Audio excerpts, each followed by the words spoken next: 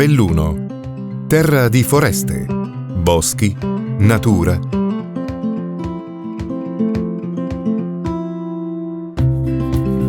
Un mondo rurale di intagliatori, contadini, impagliatori, attrezzisti, artisti, falegnami, artigiani, uomini e donne abituati a vivere utilizzando il legno, patrimonio naturale da scolpire, lavorare, utilizzare, migliorando le conoscenze da padre in figlio, di generazione in generazione. Qui si è sempre utilizzato il legno per riscaldarsi, costruire case, fienili, attrezzi, contenitori, mezzi di trasporto, giocattoli, decorazioni, oggetti. Qui il legno è amato da sempre. Da questa storia, da queste persone, sono emerse figure che hanno rappresentato questo patrimonio.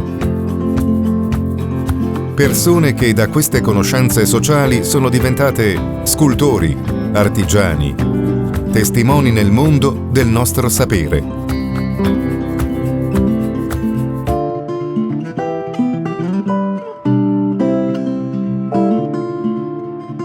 Noi siamo loro, loro sono noi.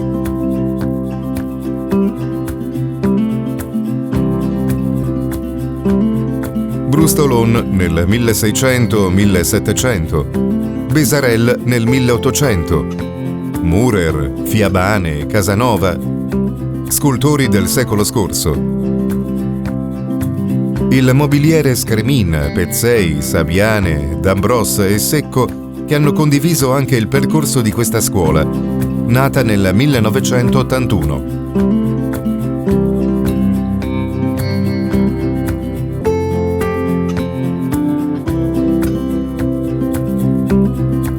Sono tanti i luoghi da visitare, tante le cose da gustare nel silenzio della natura. Antiche segherie e falegnamerie, xiloteche, musei etnografici e culturali,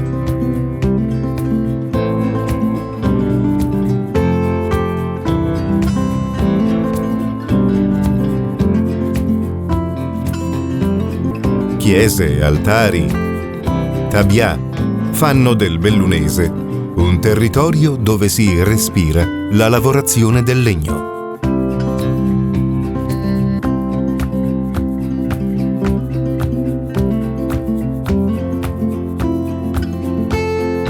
Più del 60% del territorio provinciale è boscato, percentuale più che doppia rispetto alla media regionale.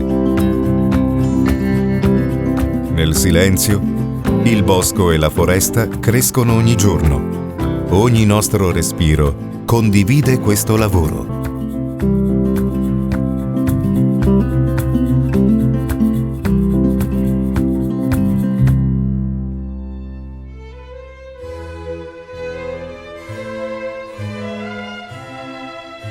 Siamo nella cattedrale di Belluno perché non tutti sanno che il grande scultore barocco Andrea Brustolon era nato a Belluno nel 1662. In questa cattedrale ha lasciato alcuni pezzi curiosi, quei due angeli e il putto sopra quell'altare, che è uno degli ultimi prima dell'altar maggiore. Aveva lasciato il bozzetto che poi la sua scuola ha rielaborato per il grande angelo che dopo la sua morte è stato collocato in cima al campanile del Duomo di Belluno, ma da qui è partita una carriera che lo ha portato fino, e morì nel 1732 a 70 anni, ad essere l'ultimo interprete della grande stagione di una Venezia ricca, potente, una superpotenza dell'epoca, e a vivere invece gli anni del declino di Venezia dopo la sconfitta della guerra di Candia e l'inizio di una crisi che avrebbe portato poi alla resa davanti a Napoleone. Lui è il cantore di entrambi questi momenti. La sua produzione giovanile è esemplificata al meglio dal grande altare delle anime ancora seicentesco nella Pieve di Zoldo, vicino a Forno di Zoldo, in cui proprio la comunità locale gli aveva commissionato, perché fin da giovane avevano capito che era un grandissimo scultore, l'altare che doveva ricordare i morti per la peste in Zoldo. Belluno e la sua provincia sono molto ricche di opere brustoloniane. Le più significative, dopo queste prime cose giovanili, sono i grandi angeli di Santo Stefano, che ci raccontano davvero il momento della crisi. Venezia alla fine del 600 perde il suo impero orientale, quindi tutte le isole, Creta, Cipro l'aveva persa già all'indomani della vittoria di Lepanto, e ormai non ha più il suo impero e quindi ha molte meno risorse sia come ente pubblici che come enti religiosi, e deve ormai arrangiarsi in qualche modo. Il Brustolon è uno dei personaggi che aiuteranno Venezia a continuare a giocare la stessa partita delle grandi capitali europee anche senza soldi. Per esempio, costruendo qualcosa, grazie a Brustolon, che riesce a imitare alla perfezione quello che Bernini faceva a Roma col marmo, quello che i grandi scultori facevano in quegli anni con l'argento, con l'oro, con il bronzo dorato, e lui lo fa con il legno dorato, con il legno lucidato fino a sembrare marmo o fino a sembrare bronzo, come sono le sue sculture della seconda metà della sua carriera, in cui si pone al servizio di chiese e istituzioni che non possono più permettersi le grandi sculture costosissime dell'epoca, ma riescono, grazie a Brustolon, a continuare a mantenere il passo del resto della cultura europea. Valentino Pancera Besarel, detto anche semplicemente il Besarello o Valentino Besarel, era nato nel 1829 ed è morto nel 1902. Era nato da Stragal di Forno di Zoldo, una delle 3 frazioni di Forno di Zoldo, e quindi era la terra a cui si sentiva particolarmente legato, però era riuscito ad aprire un laboratorio addirittura a Venezia sul Canal Grande, quindi da semplice artigiano del legno era riuscito a fare una carriera strepitosa fino ad essere considerato uno scultore del legno. Si era cimentato anche nel costruire un bellissimo tabernacolo che ora si trova nella chiesa di San Rocco, risalente al 1864. Lasciò quest'opera molto, molto interessante del tabernacolo di San Rocco, in cui si ritrovano soprattutto negli angeli cariatide delle impronte rinascimentali.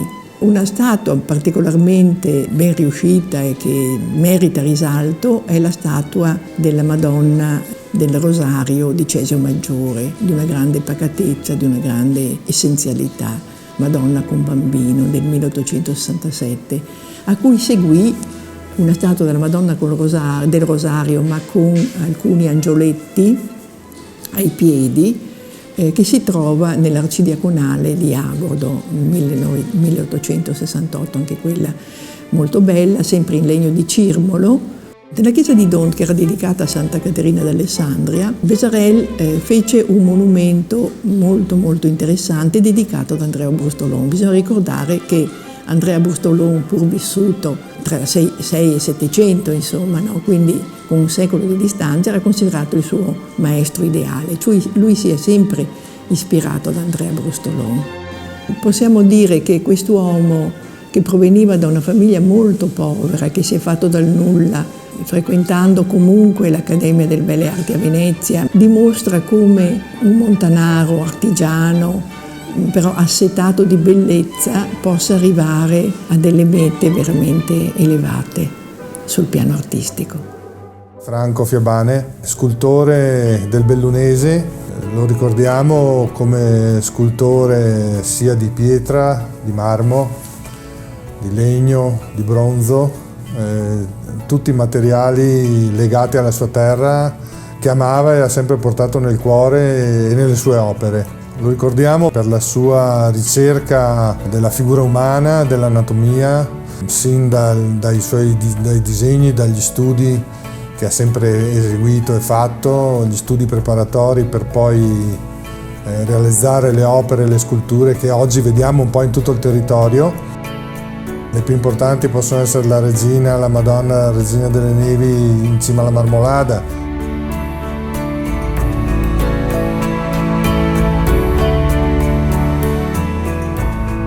Ricordiamo il trittico che c'è a Fortogna nel cimitero monumentale di Vaillant.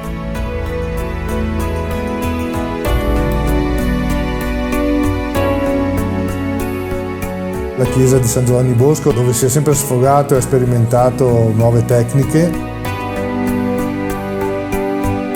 Il soggetto era sempre l'uomo e ciò che girava attorno alla figura dell'uomo. È riuscito a conquistare l'attenzione di parecchi critici e tutto questo lo ha portato sempre a essere ben voluto dalla gente, insomma.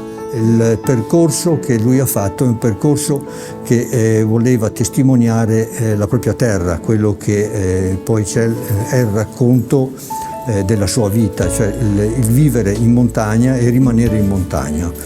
La tecnica utilizzata da mio padre era principalmente quella della scultura in legno, cioè logicamente utilizzando a quei tempi gli scalpelli, le scoppie e tutto quello che serve, compresa anche all'inizio, se non proprio all'inizio, dopo anche la motosega. Per quanto riguarda invece la scultura monumentale, era indispensabile trovare un materiale che fosse più resistente anche alle intemperie e al tempo, e logicamente si è rivolto ad una fonderia utilizzando poi la fusione in bronzo. La fusione in bronzo ha un sistema di lavoro molto più complesso e più lungo, perché si deve poi modellare prima con creta o plastilina o gesso un'opera, poi si devono fare le forme, i negativi, poi di nuovo i positivi in cera, ritoccare tutta la cera, un lavoro che si fa generalmente in fonderia. Altri sistemi era di modellare direttamente in gesso, mantenendo poi la scultura così com'è in gesso, in materia primaria. La creta era la materia principale, però tutto partiva dal disegno, dal segno, cioè da un foglio di carta, da un pennino o da una china nera o colorata, non aveva importanza, e da lì cercava la forma per bloccarla, per poi trasportarla nel modellato in quello che diventerà il bozzetto o la scultura definitiva. Gianni Pezzei è nato a Livinallongo di Col di Lana nel 1951. Profondamente legato alla sua terra, lui espresse poi nella sua arte quello che amava, che era la natura, il bosco e soprattutto il legname, che attraverso le sue mani trasformava in vere opere d'arte. Basti pensare ai suoi crocifissi, che sono stati apprezzati non solamente a livello locale ma a livello internazionale. La sua arte si sviluppava attraverso varie forme, sia la scultura del legno di cui dicevo prima, ma anche nelle fusioni in bronzo, anche negli affreschi.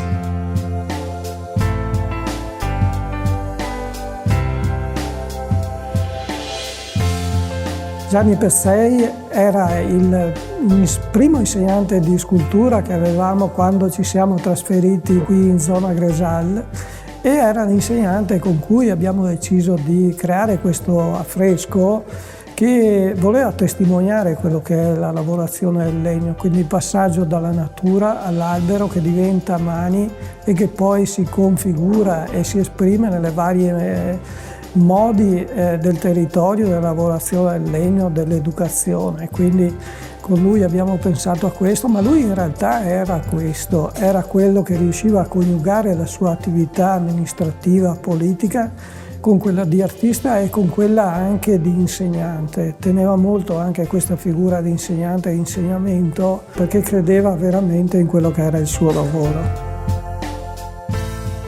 Lo scultore Gino Casanova nasce nel 1927 all'Anconetta. Scopre la sua vocazione dopo la morte del nonno, realizzando un ritratto sorprendente con la creta trovata nel campo.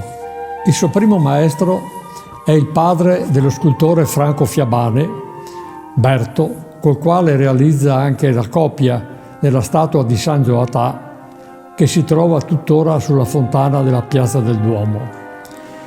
Ma l'esperienza più importante è quella maturata in Lussemburgo e in Francia accanto a scultori di alto livello. Approda poi alla Scuola d'Arte Beato Angelico di Milano, dove in 30 anni di attività realizza centinaia di opere, soprattutto grandi altari in pietra destinati alle chiese di Milano, della cintura milanese e di altre città.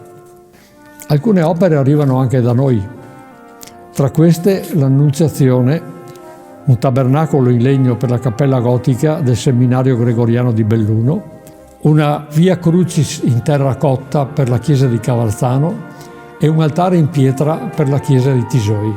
Non indulge nella eccessiva cura dei particolari perché il suo intento è sempre quello di favorire in chi le accosta la possibilità di scoprire dietro le forme quella voce del silenzio che egli amava evocare. Gino Casanova era un uomo di fede e il vescovo Vincenzo Savio lo ricordò come un artista che ha fatto della bellezza e della lode a Dio il suo programma di vita. E il priore Enzo Bianchi ne colse profondamente lo spirito scrivendo: le sue opere, che hanno accolto in sé le impronte del Figlio di Dio, Figlio dell'uomo, lasciano che lo sguardo vi si posi, penetri al di là, oltre la pietra, la creta, il legno, verso il cuore stesso di Dio. Già anziano, Gino Casanova accettò di realizzare le sue ultime opere proprio per noi bellunesi, l'altare e l'ambone per la chiesa del Mas Peron. La storia di Luigi Scremin comincia all'inizio del Novecento con l'attività di falegnameria, di falegname. Con i fratelli decidono di mettere in piedi un'attività in proprio. Nel 22-23 decidono di acquistare il terreno qui dove ha fatto la propria sede. Fanno mobili particolarmente curati. Il fratello che era più impegnato nell'attività proprio manuale era un esperto ebanista, Giuseppe, molto bravo e esperto proprio nell'arte dell'intarsio. Disegnano per lui, mentre partecipa alle mostre, dove ha preso una miriade di diplomi e di premi. Figuriamoci che all'epoca, quando all'interno delle scuole Gabelli è stata fatta una mostra sua, è venuto addirittura Alcide De Gasperi, appena nominato primo ministro.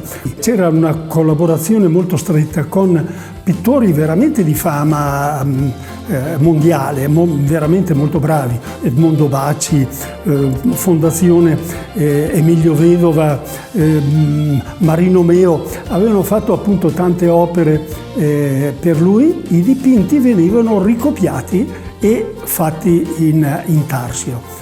Si costruivano addirittura uno strumento, per esempio, come la morsa per l'intarsio, per ricavare i pezzettini, proprio era curatissima. Infatti vediamo dei lavori fatti che danno l'idea proprio della cura con cui veniva fatto questo tipo di attività.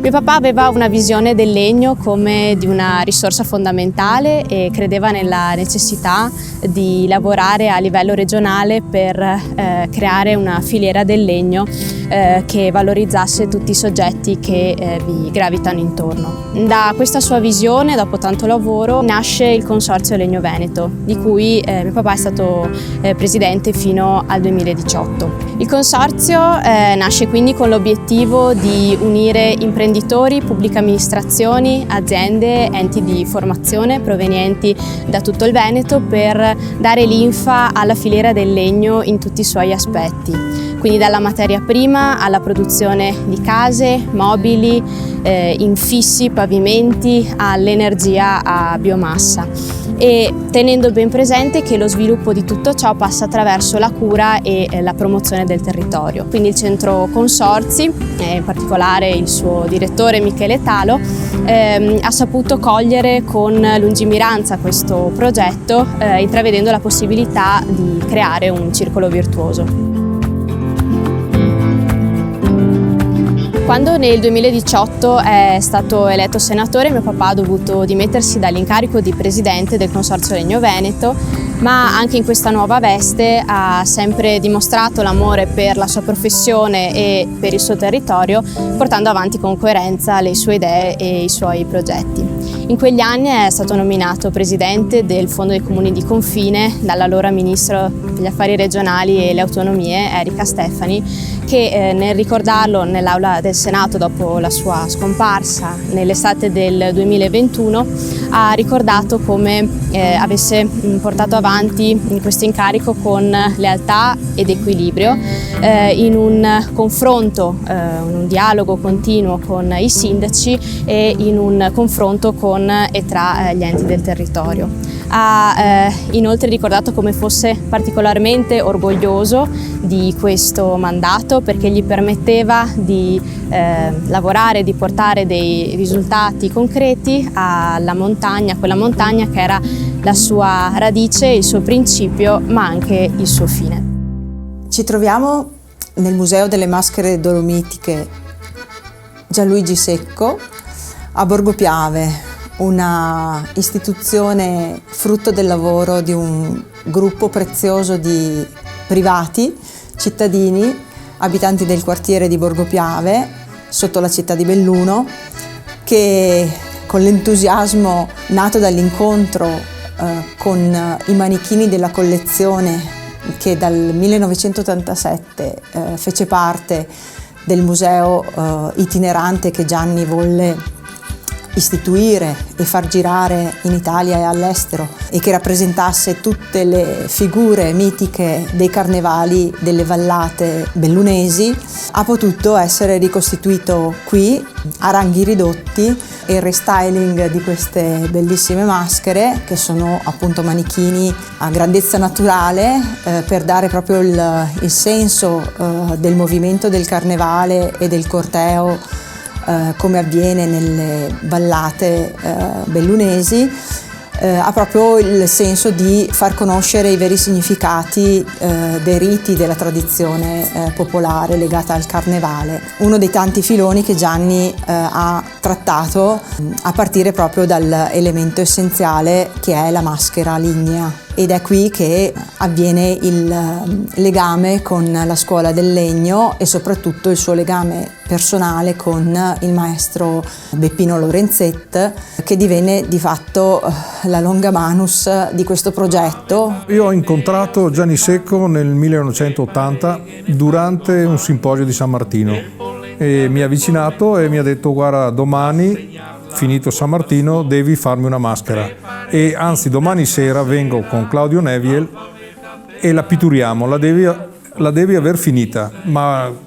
quella che vuoi, fai una maschera. Allora non potevo dir di no a Gianni Secco. Al giorno dopo di questo simposio di San Martino, dei primi, arrivai a casa e feci questa maschera.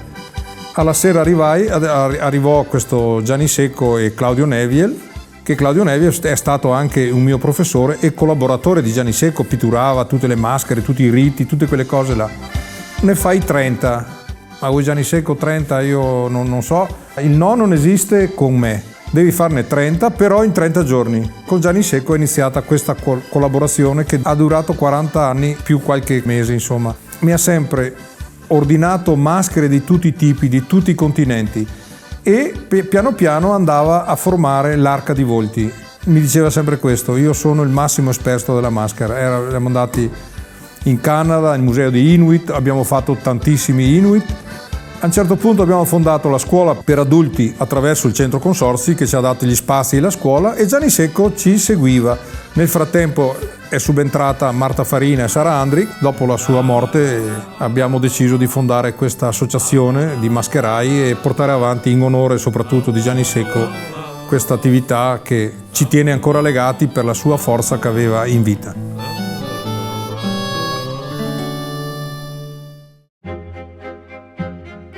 Antonio D'Ambros è stato per diversi anni amministratore del centro consorzi, una persona di grande analisi, di grande capacità di sintesi, un esempio di una persona che non arrivava dal mondo del legno. Ci raccontava come da giovane, assieme al fratello, nel decidere di mettere in piedi un'attività di segheria, abbia dovuto formarsi praticamente la notte. Quindi lui ci raccontava che andava di notte a esaminare i vari lotti che doveva eventualmente acquistare per cercare di capire come questi lotti potessero essere trasformati in travi, tavolame, in un territorio in cui il legno fa parte della natura e anche dell'ambiente, significava mettersi a confronto con persone che avevano anche una storia, una cultura precedente, e quindi lo sforzo è stato importante. Lui è riuscito in questa impresa a diventare leader europeo in questo settore del legno giuntato e quindi creare un'attività importante partendo sostanzialmente da niente. Perché allora Antonio è importante per noi? Intanto per l'esempio che ci ha dato, ma soprattutto perché lavorare il legno può essere preso anche da persone che non hanno la tradizione familiare. Serve la passione, serve la capacità certamente, i talenti, le competenze, le conoscenze che possono essere espresse tramite la lavorazione del legno. In questo Antonio era particolare. Io credo che siamo tutti grati a quello che ci ha dato e alla testimonianza che ha offerto qui da noi.